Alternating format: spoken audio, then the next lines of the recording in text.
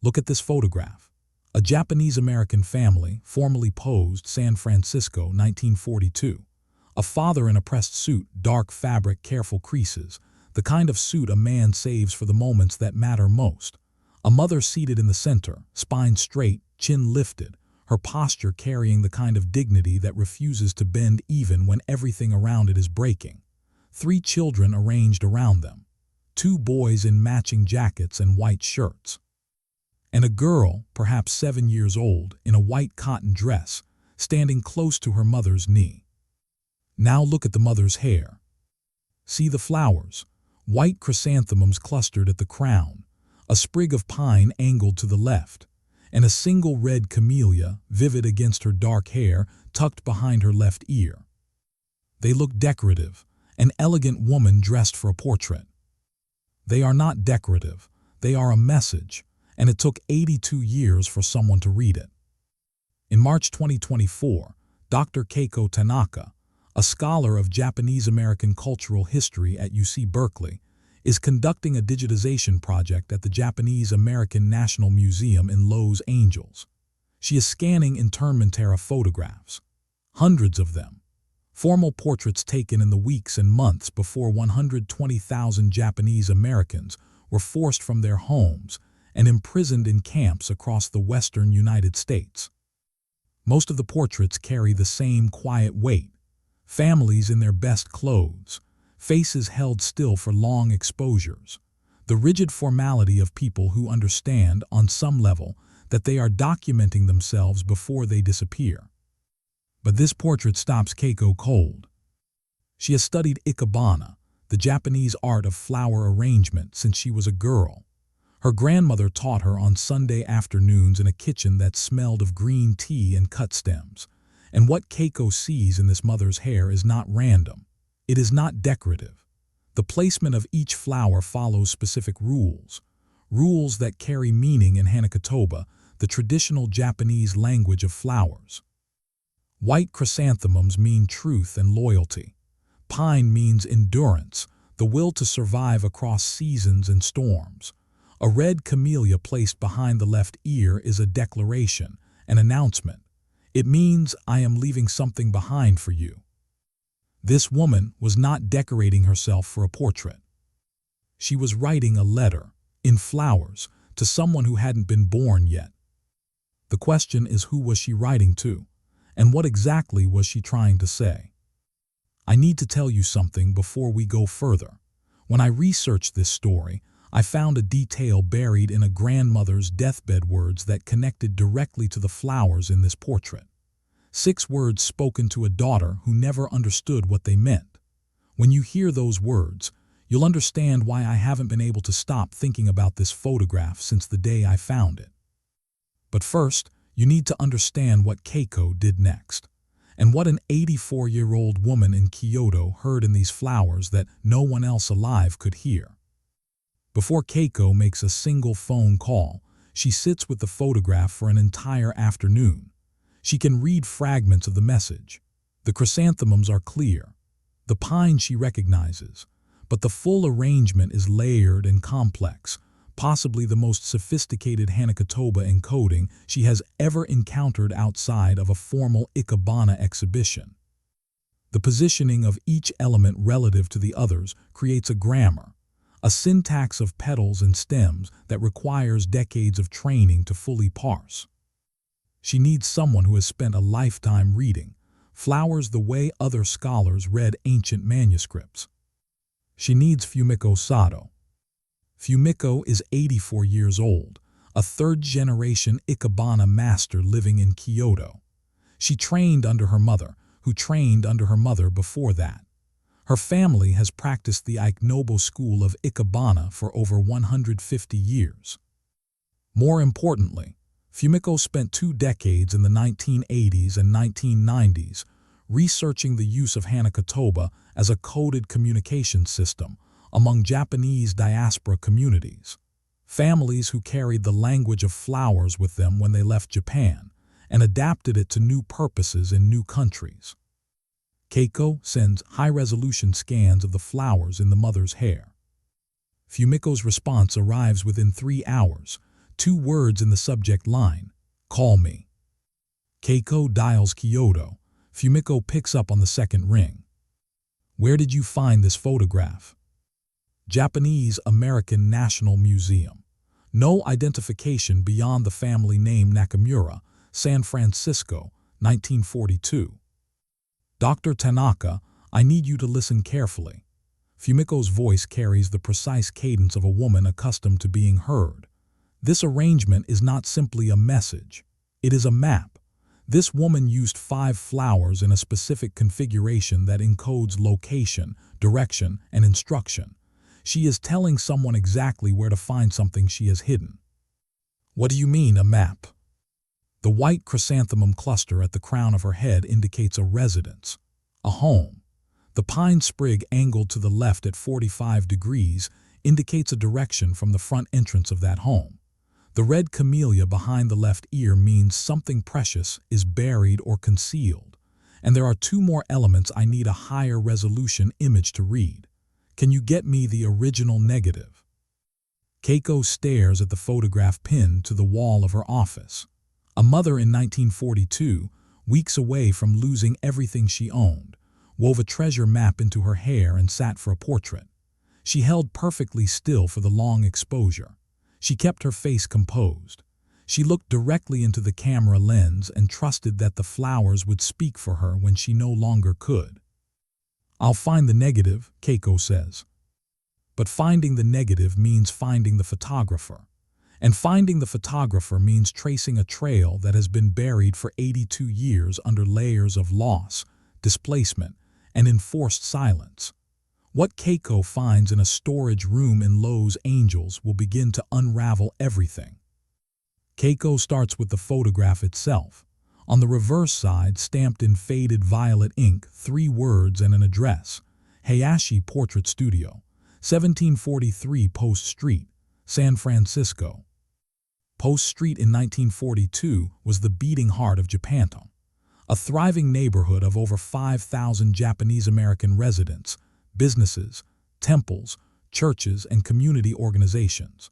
Grocery stores with handwritten signs in Japanese and English, a tofu factory, a language school, barbershops and boarding houses, and the kind of dense, intimate community life that immigrant neighborhoods build over decades of shared struggle and celebration.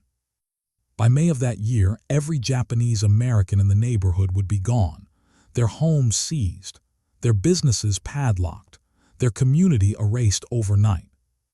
Keiko searches historical records for Hayashi Portrait Studio.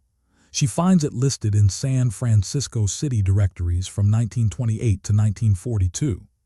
The owner was Taro Hayashi, an Issei, a first-generation immigrant who arrived from Osaka in 1920 and established one of the only Japanese-owned photography studios in the city. Like his clients, Taro Hayashi was interned. Sent to Topaz, the internment camp in the Utah desert, his studio was shuttered. His equipment was confiscated. His negatives, his life's work documenting the Japanese-American community of San Francisco, should have been destroyed. They weren't. Keiko finds a reference in the museum's own acquisition records. In 1978, a donation of photographic materials was made to the Japanese-American National Museum by a George Hayashi of Los Angeles, described in the donation letter as the grandson of Taro Hayashi, photographer. The negatives have been in the museum's archive for 46 years, stored in boxes, cataloged but unexamined. Nobody looked closely until now. Keiko contacts George Hayashi. He is 71 years old, a retired optometrist living in Pasadena. When she explains what she has found in the flowers of the Nakamura portrait, there is a long silence on the line. The kind of silence that happens when someone hears a question they've been waiting decades to answer. "My grandfather saved everything," George says finally. "When they took him to Topaz, he buried his negatives in the backyard of the studio, wrapped them in oilcloth and buried them in the ground like treasure. When the war ended, he went back to Post Street. The studio was gone. Someone else owned the building. but he dug up those negatives at 3 in the morning and carried them to Los Angeles in 2 suitcases on a Greyhound bus. Why did he risk so much to save them? Because those photographs were the only proof that those families existed in that neighborhood. The government took their homes, their businesses, their dignity. My grandfather said the photographs were the one thing he could protect. If the families were erased from the street, at least they would not be erased from memory. George invites Keiko to his home. In his garage, carefully stored in climate-controlled cabinets that George built himself after his retirement, a retired optometrist who understood the fragility of glass and light, are over 800 glass plate negatives and the studio's original appointment ledger. Keiko opens the ledger to February 1942. Her finger traces the entries. Family after family after family. Portraits scheduled in a rush, sometimes 3 or 4 per day, a pace that would have been exhausting for a single photographer working with large format equipment. These families knew what was coming. They were racing against time to document themselves before the government made them disappear. February 14, 1942. Nakamura family, 6 subjects, special arrangement, flowers provided by client. Special arrangement, flowers provided by client. Do you know what special arrangement means? Keiko asks George. George hesitates. He looks at the ledger, then at Keiko, then at a drawer in his workbench that he has clearly opened many times before.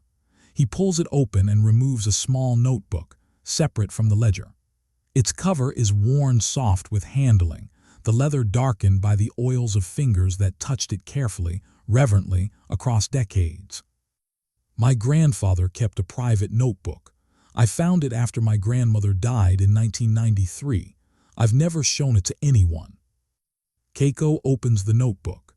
Inside, in Taro Hayashi's handwriting, precise, small, the penmanship of a man who understood that details matter, are entries that correspond to the special arrangement clients in the ledger. The entries are not about photography, they are instructions. Nakamura, wife will arrange flowers for portrait. Flowers carry message for children. Do not disturb arrangement. Ensure flowers visible in final print. Make 2 copies, one for family. One remains with me. One remains with me. Taro Hayashi wasn't just a photographer. He was a keeper of messages. He understood what the flowers meant. He knew these women were encoding survival information into their portraits, and he preserved copies so that the messages would survive even if the family's own prints were lost or destroyed. He was the archive, the guardian, the last line of defense for words that could never be spoken aloud. Keiko flips through the private notebook, February 1942, March 1942, page after page. Special arrangement, flowers provided by client, flowers carry message.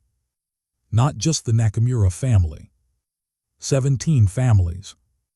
17 mothers arranged flowers in their hair or held specific blooms in their hands before sitting for portraits in Taro Hayashi's studio. 17 women encoded messages in petals and stems and leaves, knowing their homes were about to be stolen, knowing their community was about to be destroyed, knowing these photographs might be the only things that survived. What Keiko thought was a story about one mother turns out to be a story about 17. And that number, she will discover, is just the beginning. To understand why a mother would weave a map into her hair, you have to understand what was about to happen to her. On February 19, 1942, President Franklin D. Roosevelt signed Executive Order 9066. With a single signature on a single piece of paper, 120,000 Japanese Americans, 2/3 of them United States citizens born on American soil, were declared enemy aliens and ordered to report to assembly centers for what the government called relocation. The word relocation was a lie. They were being imprisoned.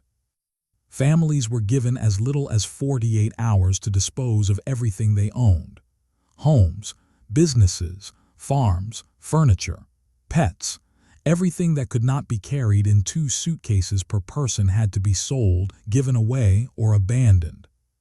48 hours to sell your house, your car, your business, your life. White buyers descended on Japanese neighborhoods with the precision of people who understood exactly how much leverage they held. They offered pennies on the dollar for property worth thousands, a piano for $5, a fishing boat for 10, a family's entire household for 50. The sellers had no choice and the buyers knew it. Now think about the Nakamura family. Kenji Nakamura owned a small nursery and garden supply business on Geary Street, 3 blocks from Taro Hayashi's studio. He had built it over 15 years, starting as a gardener for wealthy white families in Pacific Heights, saving every dollar until he could open his own shop. By 1941, the nursery employed 4 people and served a loyal clientele of gardeners and landscapers across the city. It was a modest business. It was also a miracle, a Japanese immigrant who had arrived with nothing and built something real on American soil. His wife, Yuki, kept the books. She had attended business school, one of only a handful of Japanese-American women in San Francisco with formal accounting training. She managed the finances with the precision of someone who understood that every dollar represented hours of labor and years of sacrifice. They had 3 children, Tadashi, 15, Hiroshi, 12, and little Sachiko, 7, who liked to help her father in the greenhouse and knew the names of every flower in the nursery before she knew all the letters of the alphabet. On February 19, 1942, all of it became worthless. Kenji tried to sell the nursery. The best offer he received was $200 for a business worth $8,000. $200. 15 years of work, of early mornings and calloused hands and careful saving, reduced to the cost of a used refrigerator. The bank account was frozen. Japanese-American accounts were seized under the Trading with the Enemy Act. The savings Yuki had built, dollar by careful dollar, simply ceased to exist. The house on Pine Street, rented, not owned, but filled with 15 years of life, had to be emptied. The furniture, the books, Sachiko's dolls, Yuki's sewing machine, Kenji's gardening tools, all of it left behind for strangers to pick through. 2 suitcases per person. That was the sum of what the United States government allowed a family to keep of their entire life. The Nakamura family reported to the Tanforan Assembly Center on April 28, 1942. The Assembly Center was a converted horse racing track south of San Francisco. Families were housed in horse stalls. The stalls still smelled of manure. Hay was scattered across concrete floors. Straw mattresses were piled in corners. A single bare light bulb hung from the ceiling of each stall. Sachiko, 7 years old, asked her mother why they had to sleep where horses slept. Yuki told her it was only temporary. They would go home soon. They did not go home soon.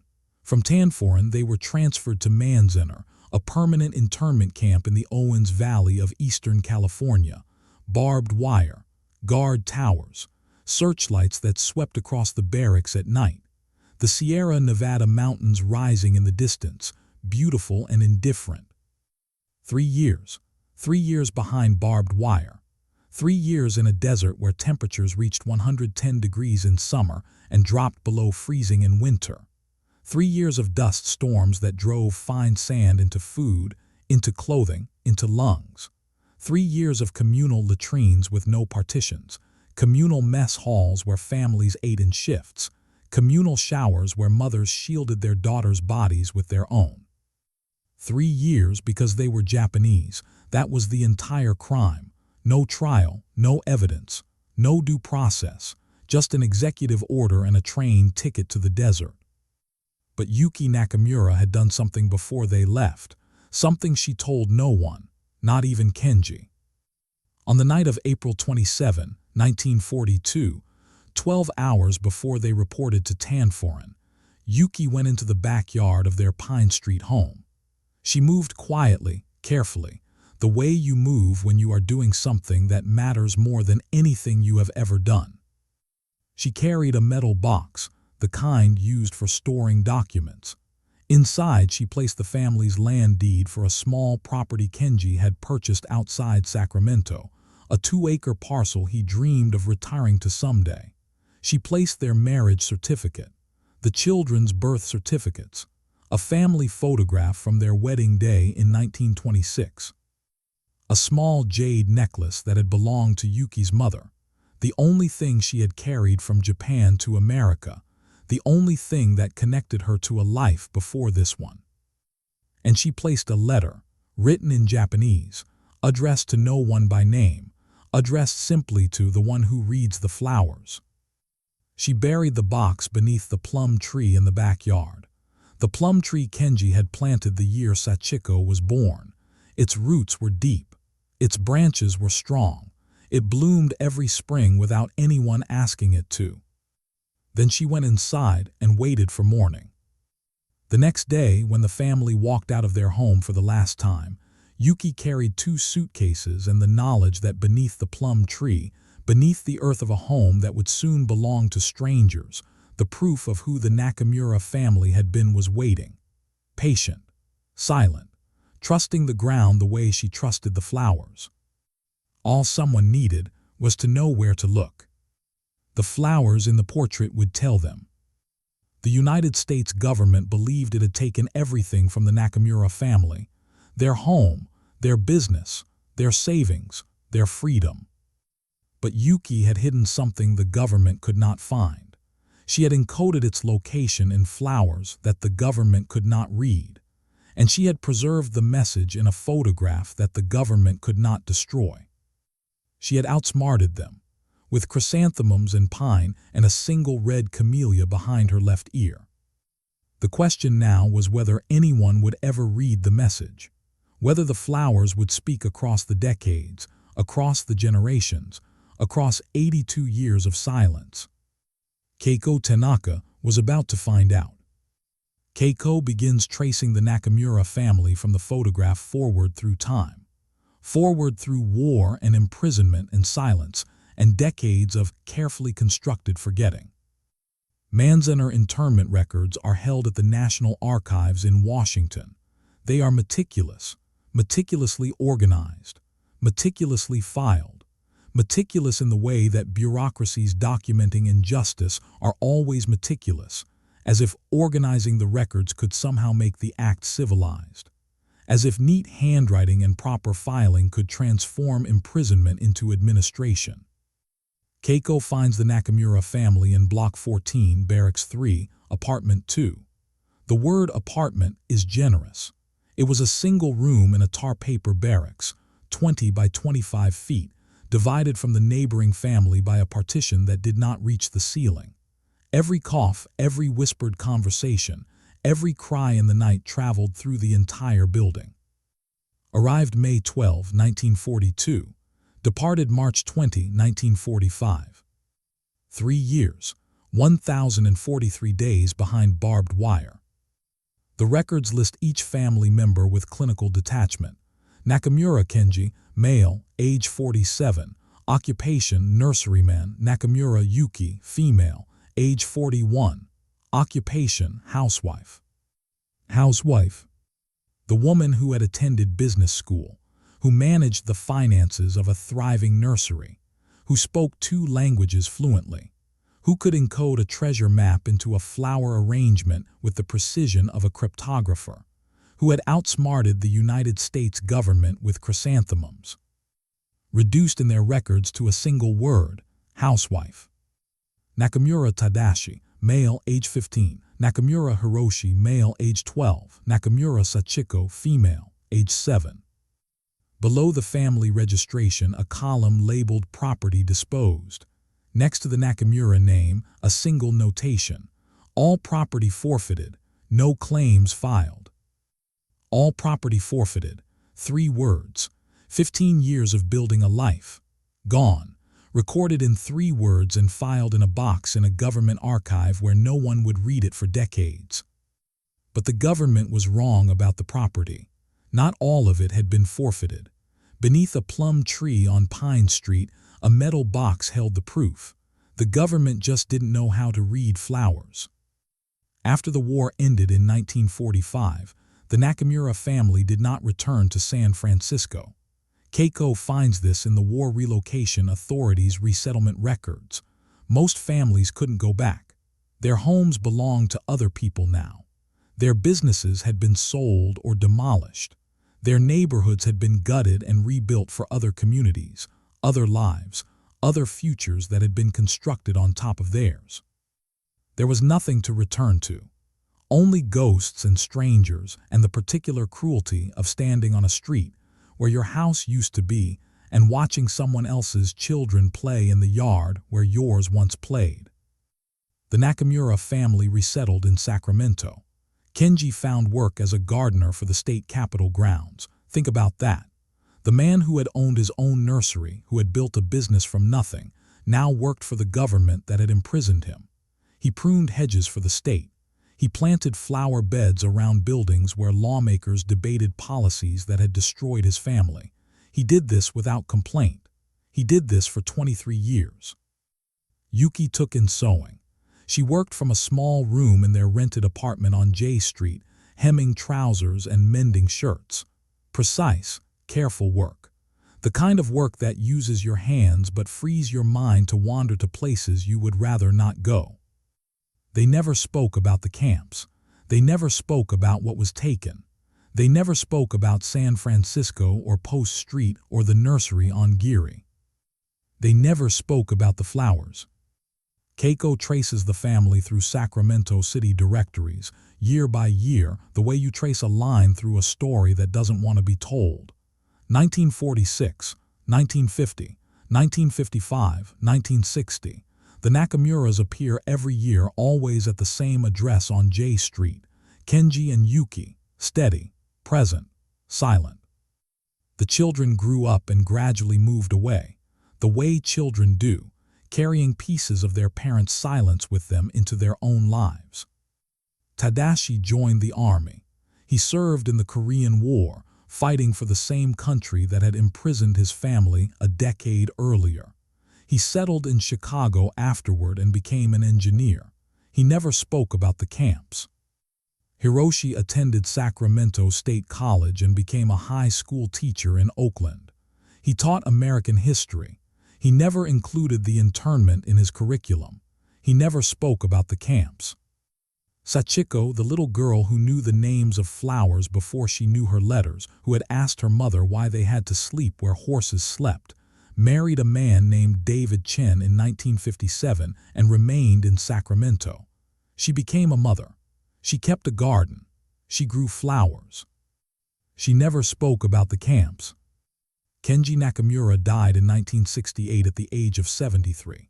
His obituary in the Sacramento Bee was 4 lines long. It mentioned his work for the State Grounds Department. It did not mention his nursery. It did not mention Manzanar.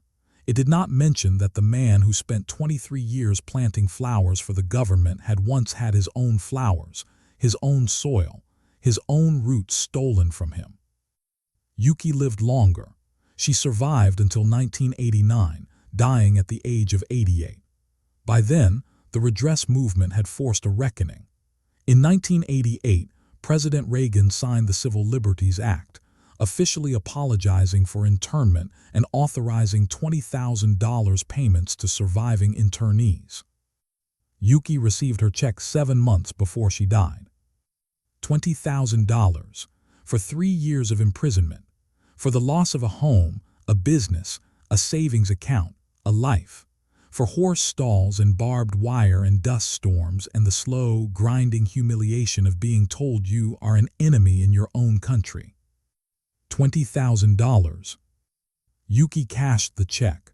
She divided the money equally among her 3 children. She kept nothing for herself. She had never kept anything for herself, except the flowers, except the secret hidden beneath a plum tree 300 miles away. She died in Sachiko's home on a Tuesday in November.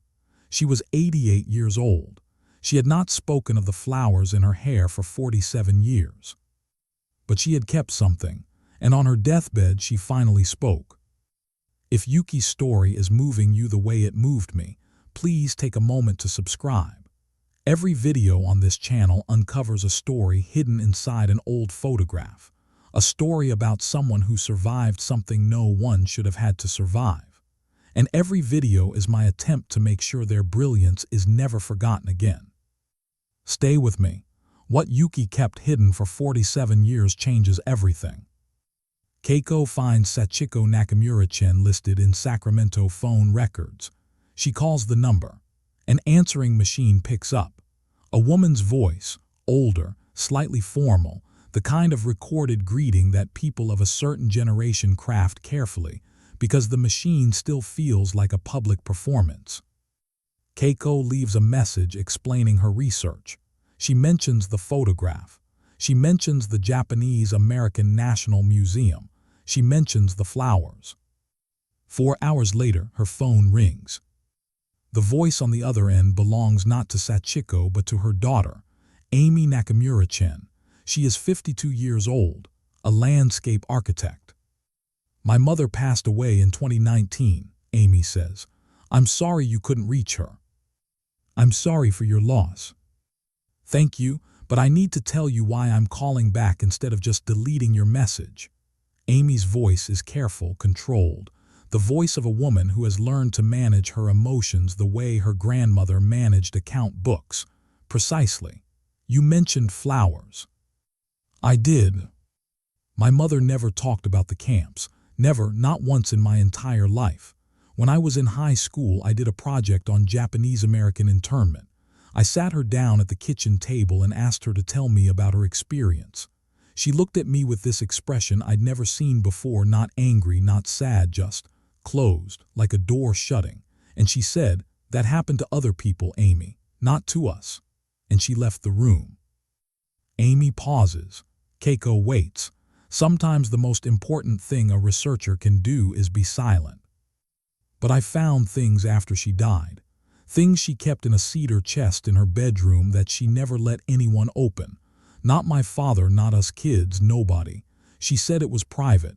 We respected that." "What kind of things?" "Pressed flowers, dozens of them, dried and pressed between sheets of wax paper, stored in envelopes labeled with dates. The oldest ones are from 1942.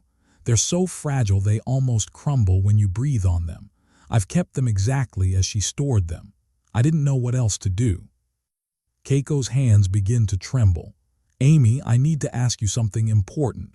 Do the flowers match specific types? Chrysanthemums, pine, camellia?" Silence on the phone. The kind of silence that happens when the world rearranges itself around a single realization. Then Amy's voice, barely above a whisper. "How did you know that?" "Because your grandmother arranged those exact flowers in her hair for a family portrait in February 1942. And those flowers contain a message." The sound that comes through the phone is not sudden. It builds slowly, a breath catching, a throat tightening. Then tears, the kind that have been stored for decades, passed down from mother to daughter to granddaughter like an inheritance no one asked for and no one knew how to spend. "My grandmother," Amy says. "Oh God, my grandmother." There's more, Amy. The flowers in the portrait contain instructions. They describe the location of something your grandmother buried before the family was taken to the camps. "I know," Amy whispers. Keiko stops breathing. "You know." "My grandmother told my mother one thing about the war. One single thing. In her entire life, one sentence about everything she endured. She said it on her deathbed. My mother was holding her hand and my grandmother looked at her and said 6 words. Amy's voice breaks.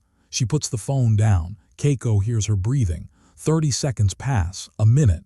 Then Amy picks up the phone again. She said, "The flowers remember what I cannot say. When you are ready, read the flowers. They will tell you where to find what I left behind." The flowers remember what I cannot say. Sachiko never understood what her mother meant. She didn't know about Hanakotoba. She didn't know that flowers could be a language, that petals could encode directions, that a chrysanthemum could point toward home. She kept the pressed flowers because her mother had kept them. She preserved them because her mother had told her they mattered. She stored them in a cedar chest and guarded them for 30 years. But she never knew how to read them. She passed the mystery to Amy without the key. And Amy, a landscape architect who designs gardens for a living, who works with plants and soil and living things every single day, never thought to look at her grandmother's pressed flowers as anything other than beautiful, fragile keepsakes, mementos of a woman who loved flowers. Until now. Keiko sends Amy the decoded message from the portrait, the chrysanthemums indicating home, the pine angled at 45 degrees indicating direction from the front entrance, the red camellia indicating something precious buried or concealed beneath the earth. Amy reads the translation 3 times. Then she says something that makes Keiko put down her pen and close her eyes. I'm a landscape architect. I design gardens for a living. I have spent my entire career working with flowers. My grandmother taught my mother to love flowers. My mother taught me. I named my daughter Hana. It means flower in Japanese. She pauses. When she speaks again, her voice is different, smaller, younger, the voice of a granddaughter, not a professional. My grandmother encoded a message in flowers 82 years ago. She left it for someone who would understand flowers. She left it for someone exactly like me, and I almost missed it. I almost never knew. 3 generations of women, Yuki to Sachiko to Amy. The love of flowers passed down like a heartbeat, like eye color, like the shape of a jaw or the tendency to cry at beautiful things. And buried inside that love, invisible, patient, a message waiting for the right eyes to read it. Yuki Nakamura had not simply hidden a box. She had planted something more lasting than documents or jewelry. She had planted a love of flowers in her daughter, knowing that her daughter would plant it in her daughter, knowing that someday someone in her bloodline would speak the language of petals. She had raised a family of flower readers, and she had trusted that one of them someday would be ready to hear what she could not say aloud. The flowers remember what I cannot say. She was right. They remembered for 82 years. Amy asks the question Keiko has been waiting for. Is the box still there?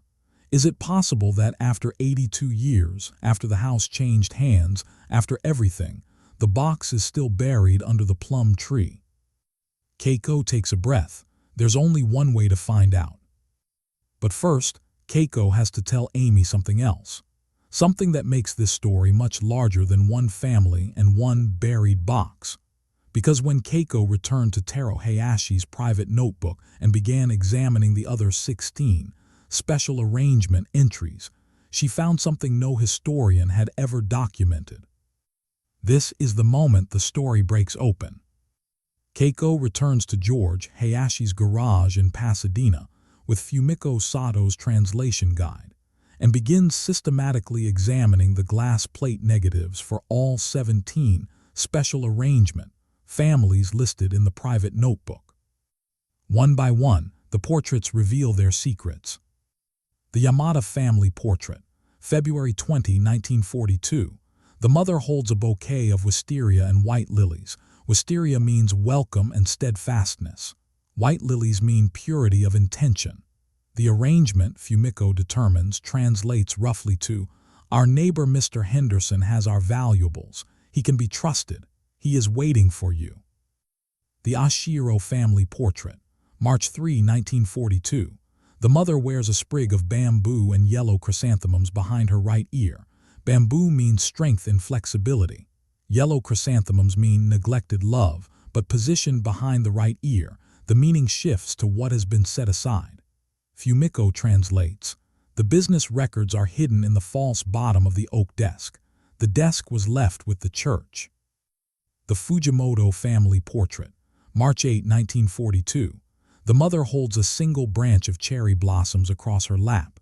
Cherry blossoms mean the transience of life, but this arrangement includes 3 buds that have not yet opened. Unopened buds mean what is yet to come. Fumiko translates, "There are 3 things you must know. They are hidden in 3 places, Read the other flowers to find them. 3 things, 3 places, 3 separate messages encoded across 3 photographs that the Fujimoto mother had arranged to have taken on different days, in different outfits, with different flowers. She had written a 3-part letter in petals spread across a week of portraits. The sophistication is staggering. Keiko flips through the notebook faster now.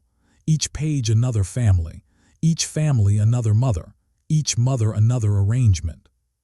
17 families, 17 mothers, each one encoding a different message in a different arrangement, some hiding property locations, some identifying trusted neighbors who could be contacted after the war, some embedding family genealogies and histories in flower combinations that could be decoded by anyone trained in Hanakotoba. These women were not being sentimental. They were being strategic. They looked at the catastrophe bearing down on their families, and they reached for the one tool no one could take from them. The one language no soldier could confiscate at a checkpoint. The one code no bureaucrat could file in a government archive. They reached for flowers. Keiko contacts Fumiko again. How many people would have known this language in 1942?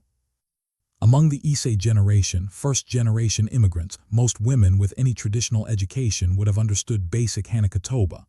The simpler meanings, chrysanthemum for truth, cherry blossom for impermanence. The more complex encodings, like what Mrs. Nakamura did with directional placement and layered symbolism, that would require training. Ikebana training, tea ceremony culture, the old arts that mothers taught daughters in the evenings after the work was done. Could the younger generation read it? That was the tragedy. Fumiko's voice carries the weight of someone who has spent a lifetime studying what was lost. The Nisei, the American-born children, most of them had not been taught. The parents wanted their children to be American. They encouraged English over Japanese. They let the old language die. The mothers encoded messages in Hanakotoba knowing that their own children probably could not read them. Then who were the messages for? Fumiko is quiet for a long time. When she speaks, her voice has changed. Softer, almost reverent. The voice of a scholar confronting something that exceeds scholarship. For someone like you, Dr. Tanaka, for someone who would come later, someone who would know both worlds, someone Japanese enough to read the flowers and American enough to find the photographs in a museum archive. They were writing to the future. They were trusting that the future would eventually learn to listen. They were writing to the future. Keiko sits in her office at Berkeley surrounded by enlargements of 17 portraits, 17 mothers, 17 flower arrangements, 17 messages written in a language that was invisible to the guards who searched their suitcases, invisible to the bureaucrats who stamped their files, invisible to the government that had stolen everything these women owned. Executive Order 9066 confiscated property. It confiscated savings. It confiscated businesses and homes and automobiles and fishing boats and farm equipment and pianos and photograph albums. It confiscated liberty itself. But it could not confiscate flowers. The soldiers who searched luggage at the assembly centers did not know what chrysanthemums meant. The administrators who cataloged every possession, every fork, every blanket, every pair of shoes, did not recognize pine as a directional marker. The government that imprisoned 120,000 people could not read the language of petals. These women had found the one code their oppressors could not crack, not because it was technologically complex, not because it required specialized equipment or training, but because it was beautiful, because it looked like decoration, because no one in power imagined that a mother arranging flowers in her hair for a photograph was performing an act of resistance. They hid their secrets in beauty, and beauty was the one thing power never thought to search. This was not just survival. This was genius. This was love made into strategy. This was a generation of women who took an ancient art form, one that had existed for centuries in temple halls and tea rooms and the quiet spaces of Japanese domestic life, and weaponized it against the most powerful government on Earth. And they did it with flowers. Keiko expands her search beyond Hayashi's studio. She contacts other museums, archives, and private collectors holding internment portraits from across the West Coast. She develops a checklist of Hanakotoba indicators and begins scanning hundreds of photographs with new eyes. In Portland, she finds 11 more portraits with coded flower arrangements. In Seattle, 8.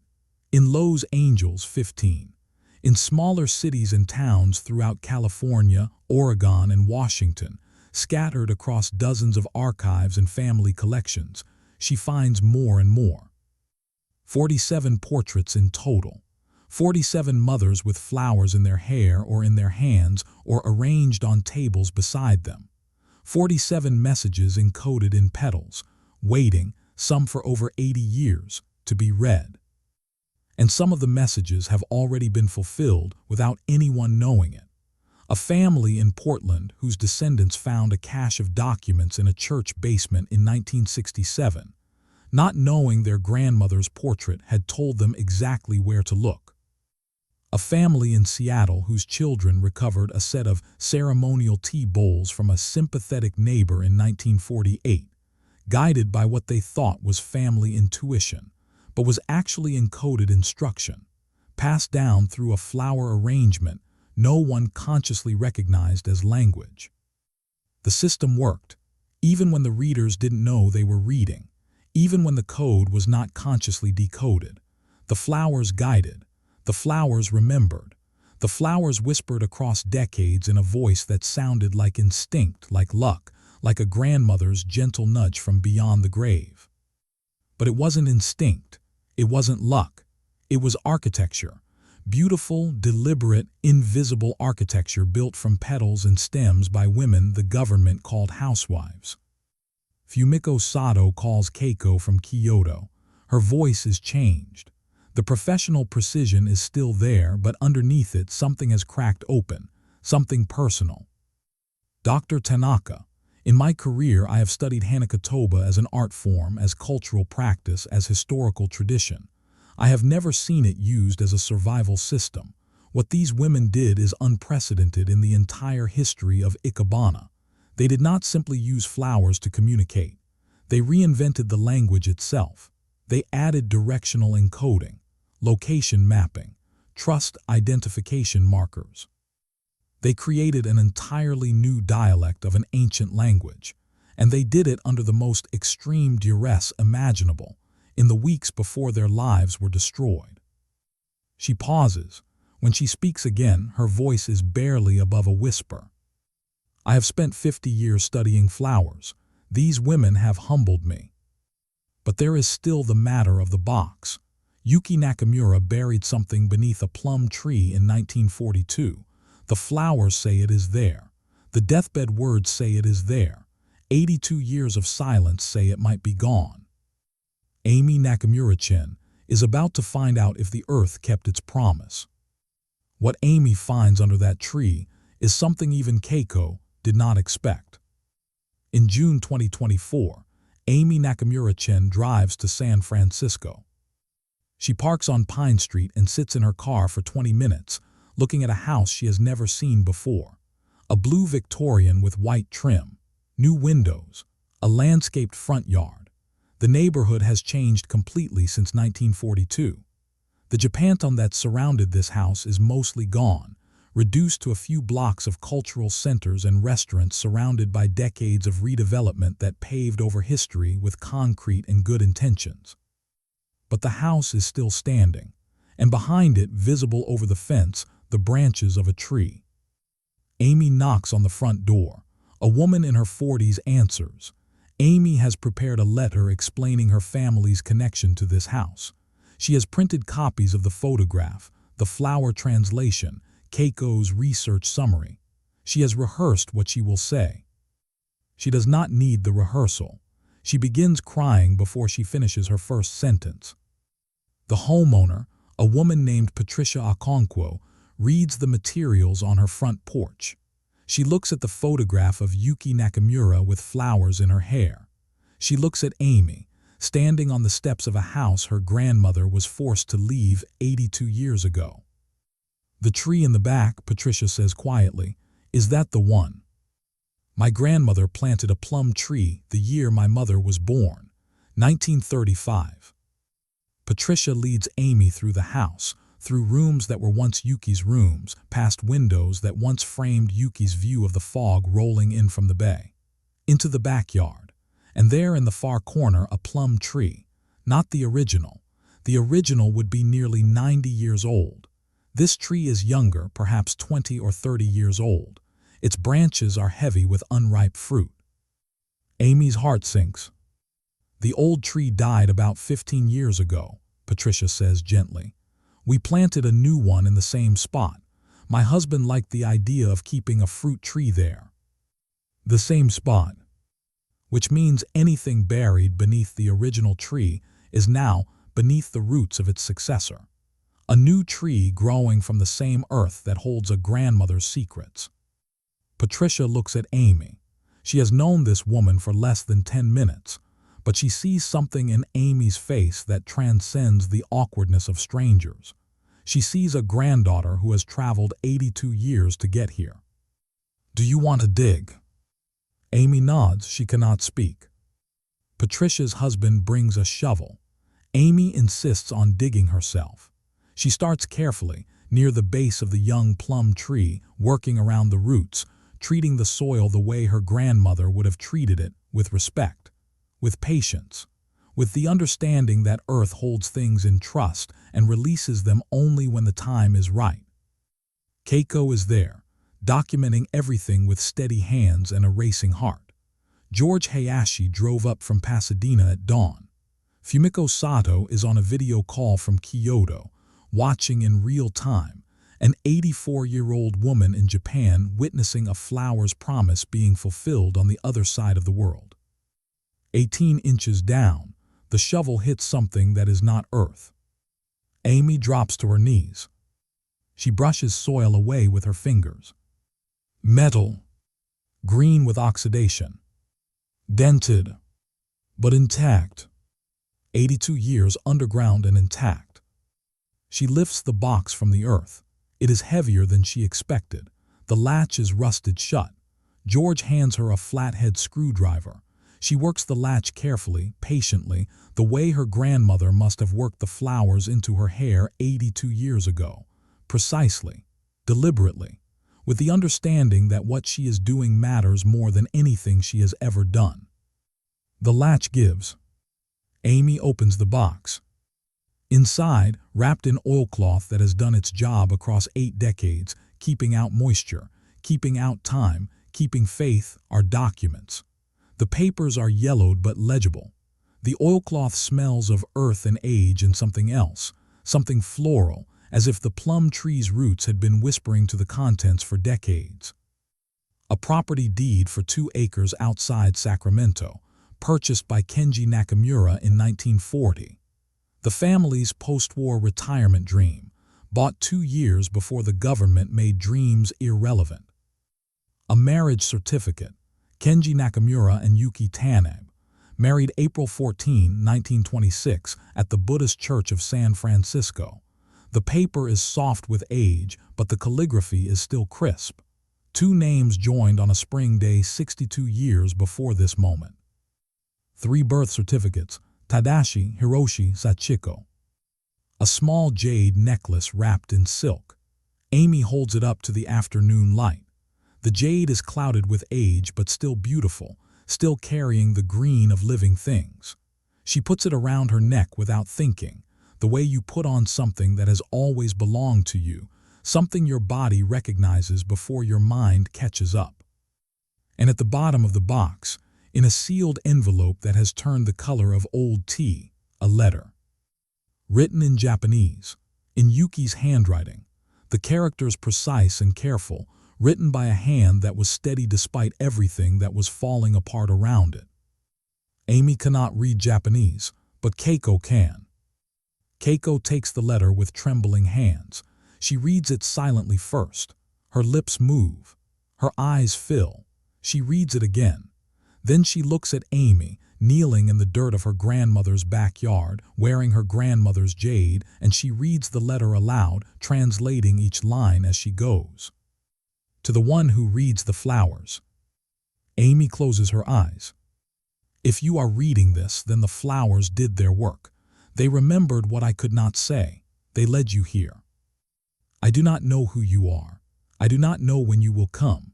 But I know that you understand flowers because flowers are how you found this box. And if you understand flowers, then you are someone I would have loved. Amy's hand goes to the jade necklace at her throat. I am leaving this letter in the ground because the ground is the only thing they cannot take from us. They took our house. They took our business. They took our money. They took our dignity. But they cannot take the earth. The earth keeps what you give it and returns it when you ask. I have given the earth my family's papers, our proof that we existed, our proof that we were married and had children and bought land and built something. They can erase us from the neighborhood. They cannot erase us from the ground. I have also given the earth this letter, which is my voice, speaking to you across however many years it takes for someone to read the flowers. Tell my children I did not go quietly. Tell my grandchildren that their grandmother was not just a housewife. Tell them I spoke a language their captors could not hear. Tell them the flowers were my rebellion. And if the plum tree is still standing, pick a plum for me. I planted that tree the year Sachiko was born. It was the most beautiful thing I ever grew. Your grandmother, if that is who I am to you. Yuki. The backyard is silent. Fumiko Sato, watching from Kyoto, wipes her eyes with the back of her hand. George Hayashi stands with his arms crossed, holding himself together. Patricia Okonkwo leans against her back door, crying openly for a woman she never knew who once stood in this same yard and buried her family's existence in the earth. Amy is sitting on the ground, holding a jade necklace and a letter in 82 years of silence that has finally been broken. She does not speak for a long time. Then she stands. She walks to the plum tree, the young one, the one planted in the same spot as the one Yuki planted in 1935. It is June. The plums are not quite ripe. Most are still hard and green, weeks away from sweetness. But there is one, low on a branch, that has turned deep purple, as if it has been waiting, as if it ripened early because it knew someone was coming. Amy picks it. She bites into it. She tastes her grandmother's garden for the first time. In the months that follow, Keiko's research generates attention far beyond the academic world. The Japanese American National Museum contacts her first.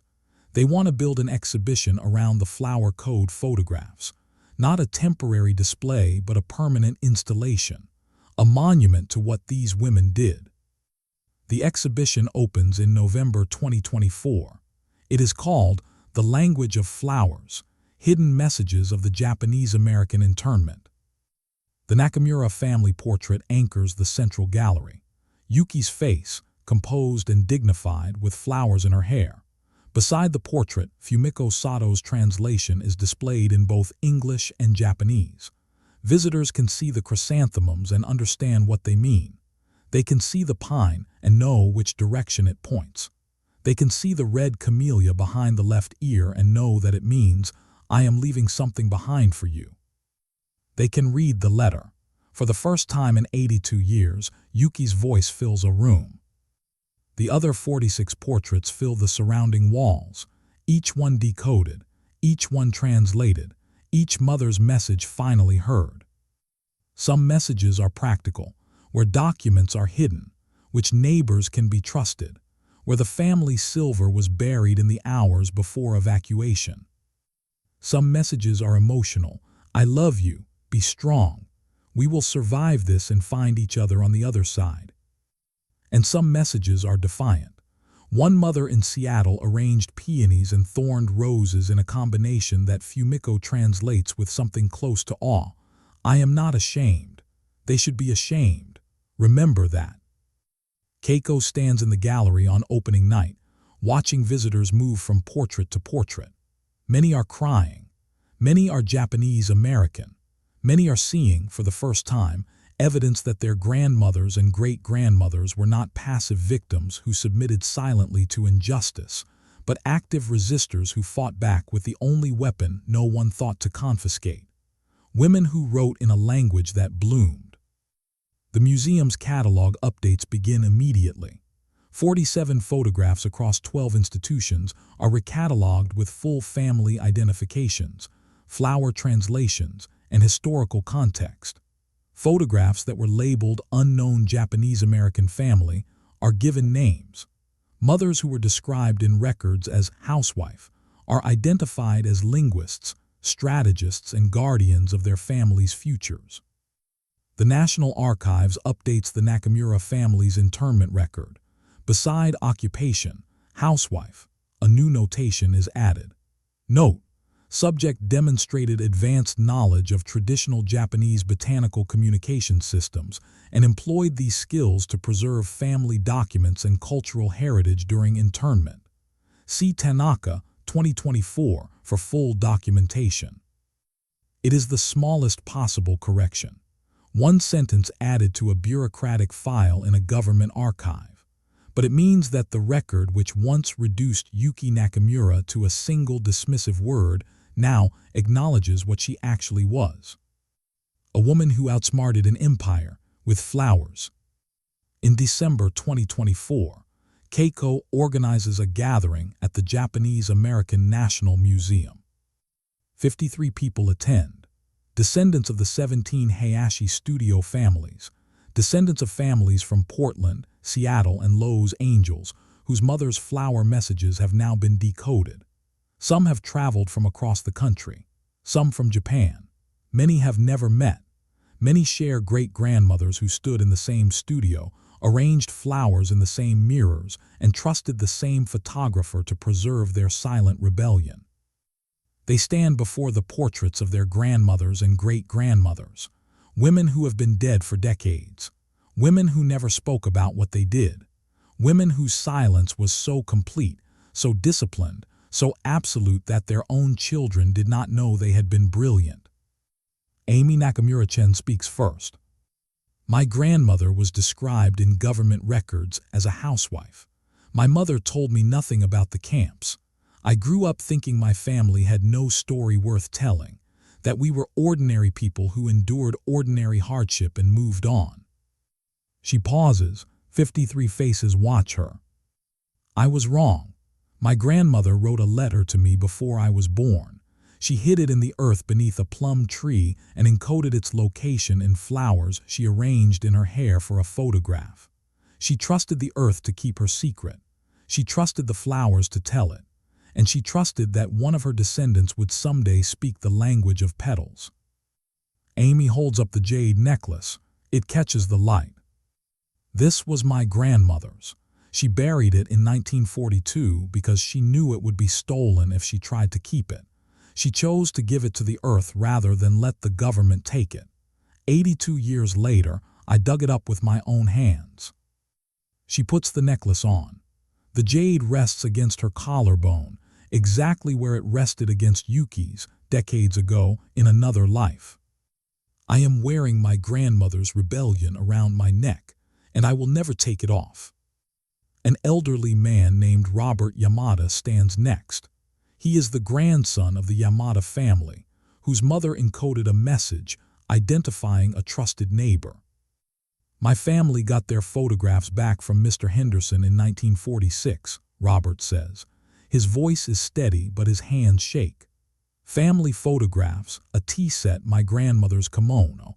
We never knew how my grandfather knew to go to Mr. Henderson.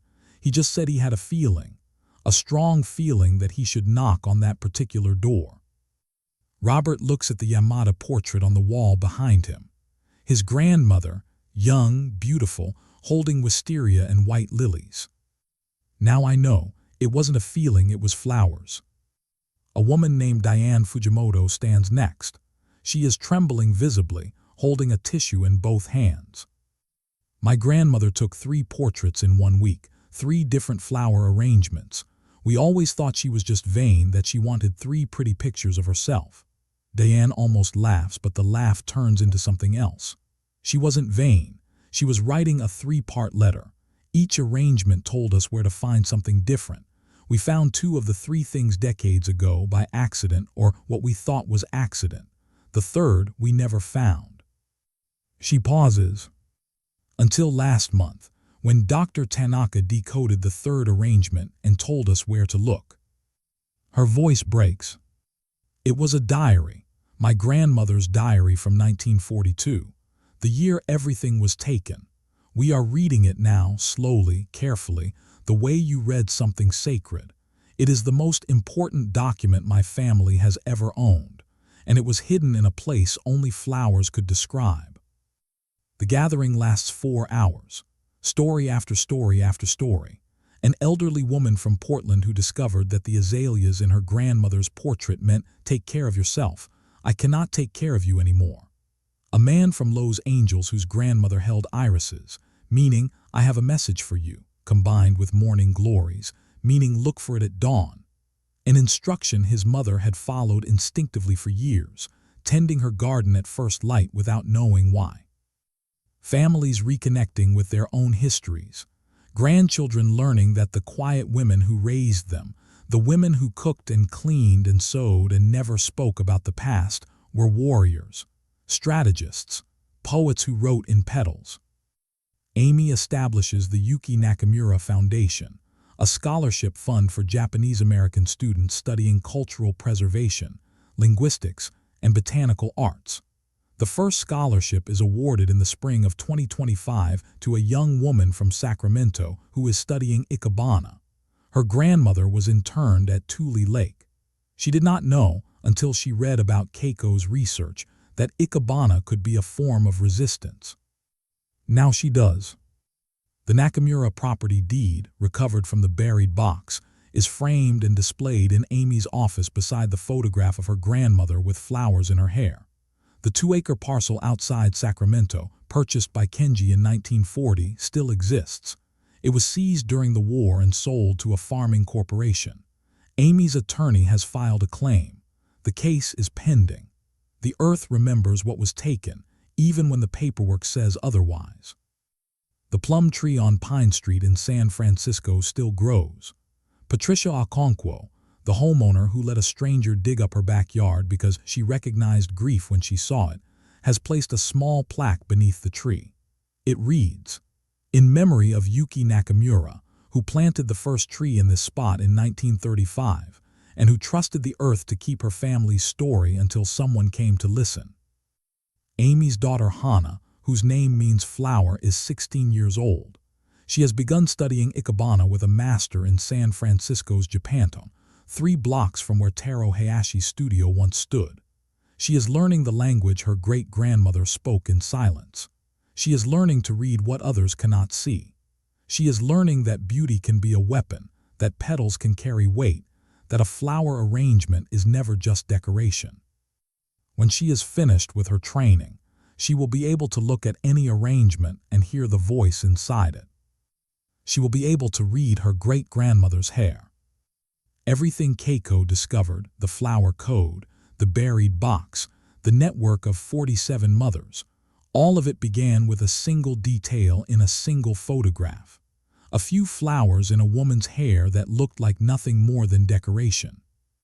But look at the photograph one last time. Look at what you see now that you couldn't see before. See Yuki Nakamura seated in the center of her family. See her spine, straight as the stem of a flower. See her face, composed, dignified, revealing nothing of the terror she must have felt knowing that in a matter of weeks her family would be taken from this home and imprisoned in a desert camp 1,000 miles away. See Kenji behind her, his hand on her shoulder, not possessive, protective, the hand of a man who knows he cannot stop what is coming but refuses to let go of what he loves. See the boys, Tadashi and Hiroshi, standing at attention like small soldiers, their faces carrying knowledge that no child should possess. They know something is wrong. They can feel it in the house, in their parents' voices, in the way their mother stays up late writing things and hiding things and touching the walls of their home as if memorizing them. See little Sachiko in her white dress, standing close to her mother, her hand resting on Yuki's knee.